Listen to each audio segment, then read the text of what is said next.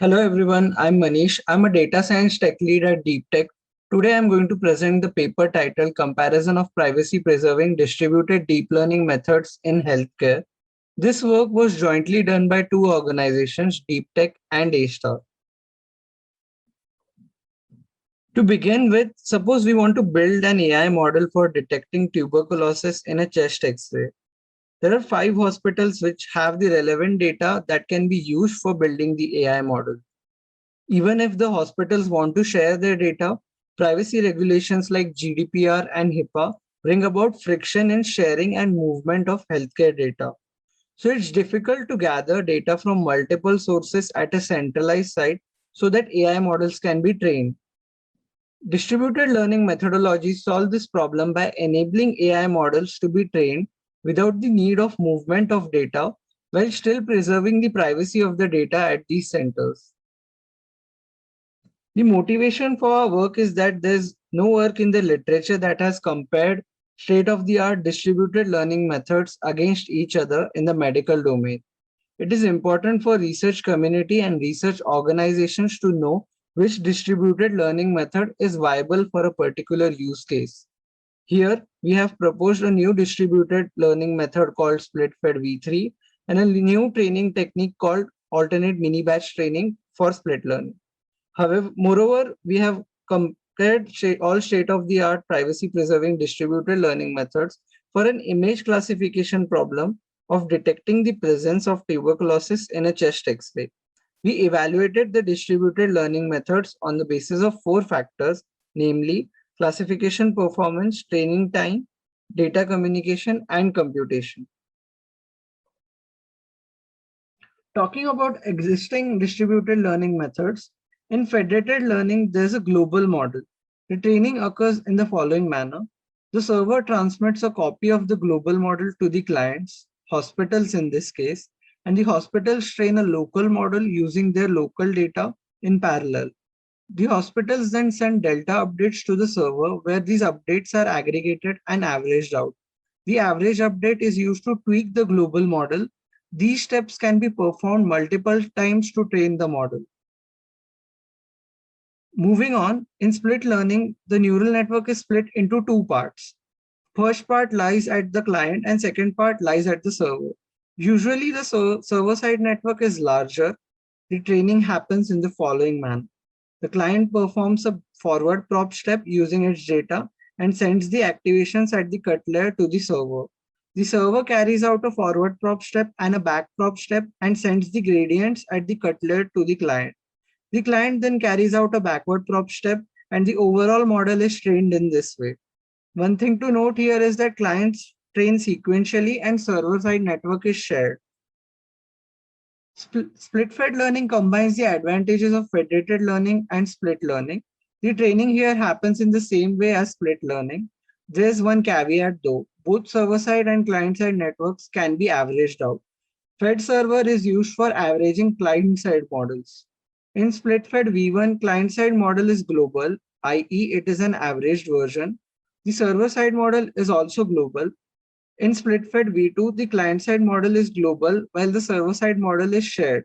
Similar to split learning, SFL V2 has sequential training pattern.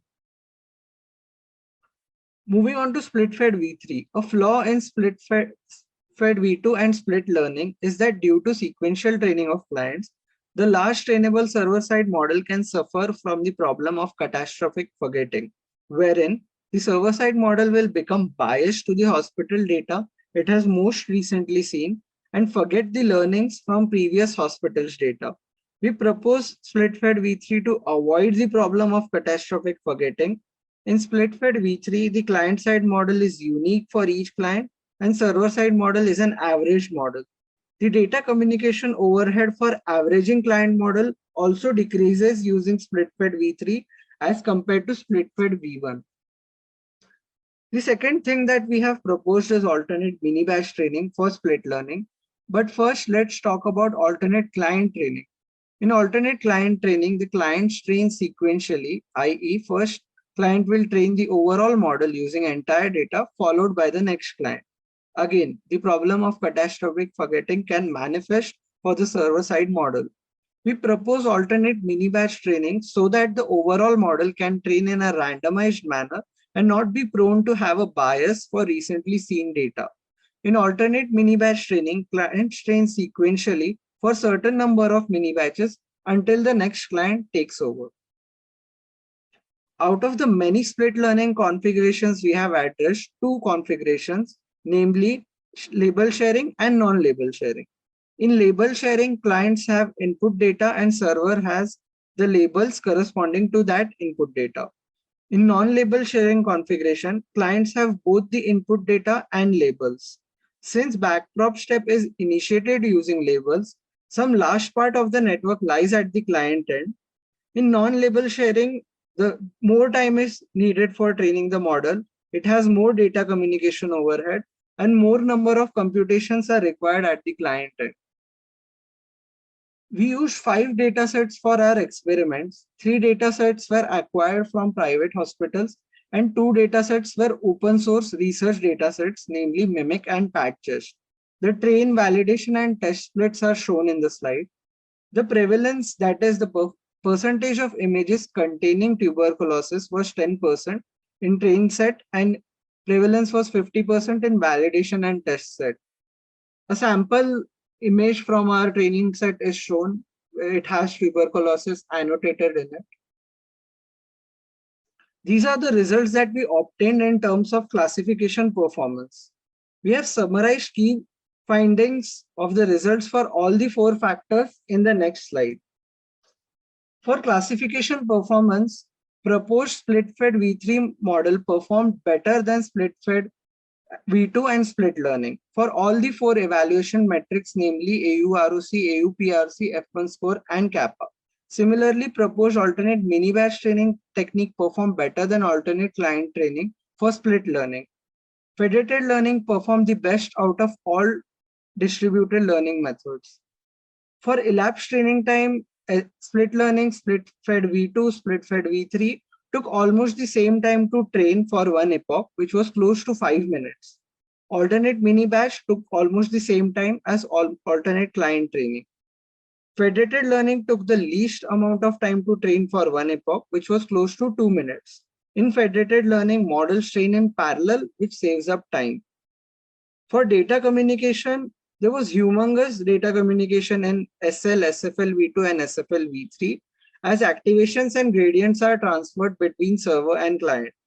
It was in the range of terabytes, approximately 1.5 terabyte. The data communication for alternate mini batch and alternate client training was equal. Again, federated learning had the least amount of data communication, approximately 0.5 GB, because only models or model weights are transferred between server and client.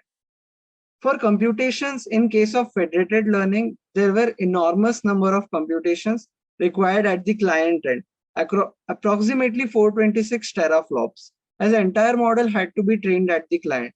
Computations were same for alternate mini batch and alternate client. SL, SFL v2 and SFL v3 require less amount of computations at client end, close to 12 to 13 teraflops, because a small portion of the model resides at the client. To conclude, our proposed distributed deep learning method split-fed v3 outperformed split learning and split-fed v2 in terms of classification performance. Similarly, alternate mini batch training performed better than alternate client training for split learning in terms of classification performance. Federated learning turned out to be the best privacy preserving distributed deep learning method in terms of classification, performance, training time, and data communication. Despite having high computations at client side, federated learning is feasible if clients have powerful compute power. For split learning and split-fed learning, these methods take more time to train, have humongous data communication, and classification performance is less than federated learning. The advantage that SL and SFL provide is that less number of computations are needed at the client end. We have reached the end of the presentation. If you have any questions, feel free to reach out to me at the following email address. Thank you.